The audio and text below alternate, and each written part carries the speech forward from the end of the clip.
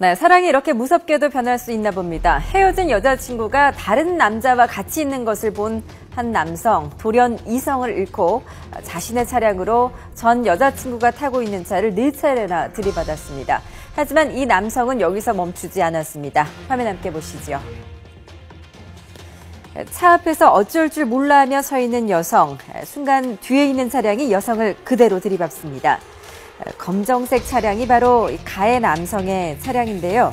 엄청난 힘 때문인지 앞에 있는 차뿐만 아니라 서 있던 여성까지 상점 안으로 밀려 들어갑니다. 완전히 아수라장이 되어버렸죠.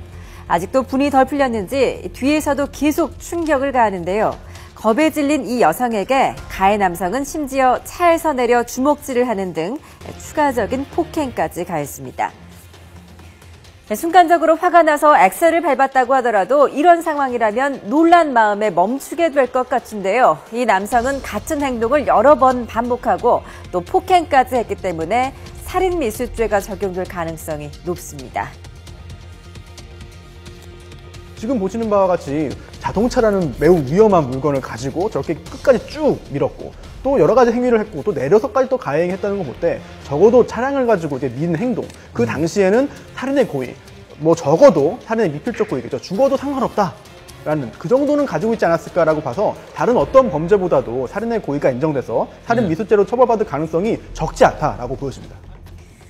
네, 그런데 이 남성 왜 이 같은 일을 저지른 것일까요? 가해 남성은 피해 여성이 일방적으로 헤어지자면서 이별 통보를 하자 격분해 이 같은 끔찍한 범죄를 저질렀다고 하는데요.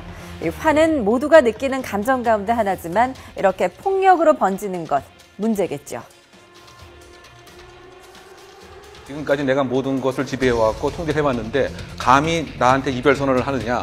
근데 이전에는 아마 원래의 그 원상 관계로 회복하기 위한 여러 가지 노력들을 보통 많이 하는 것이 이제 보통이죠. 그런데 그것이 이제 도저히 허용이 안 된다, 성공이 없다라고 하면 이제는 내가 그 상대방 이성을 처단을 해야 된다, 응징을 해야 된다라고 이제 마음을 갖게 됩니다. 분노 때문에 벌어졌던 사건 이뿐만은 아니었습니다. 운전 시비 때문에 다투다가 상대 운전자를 들이받은 유사한 사건도 있었죠. 가해 운전자는 뒤로 후진했다가 상대에게 돌진해 전치 6주의 부상을 입혔습니다. 또 어제는 양주의 한 마트에서 기약 문제로 사장과 말다툼을 벌이던 여성이 몸에 인화성 물질을 뿌린 채 마트에 들어가 분신해 숨지는 사건까지 있었습니다. 기약금 5천만 원 때문이었습니다. 네, 최근 이렇게 분노로 인한 범죄가 늘어나는 이유는 사회에서 불만을 호소할 곳이나 또 문제를 해결할 방법이 없다고 느끼기 때문이라고 하는데요. 이런 사건들이 알려지게 되면서 이 폭력을 모방하는 사회적인 분위기가 조성될 수 있다는 게 전문가들의 설명입니다.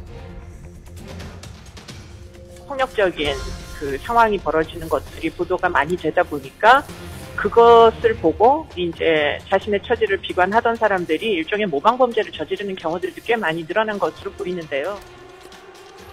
네, 분노 범죄가 늘어나면서 사회적 분위기가 험악해지고 있다는 것인데요.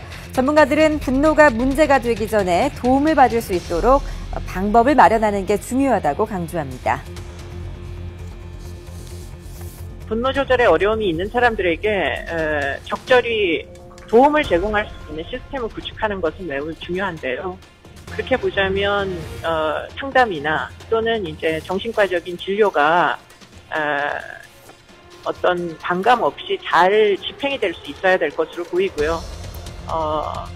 정신과 진료가 만일 거부감이 있다면 상담센터를 방문해서 도움을 받을 수 있도록 국가적인 지원 제도를 마련을 한다면 그렇다면 조금 더 조기에 사람들이 부담 없이 거부감 없이 상담소에서 본인들의 처지를 토로하고 전문가들의 조력을 받을 수 있는 길이 열릴 것이라고 판단이 됩니다. 네, 분노 범죄는 피해자의 정신적인 충격이 오래 가기 때문에 더욱 위험하다고 하는데요. 이를 단순한 사고로 볼 것이 아니라 어떤 치유 시스템을 마련하는 등 사회적으로 각별한 주의가 요구됩니다.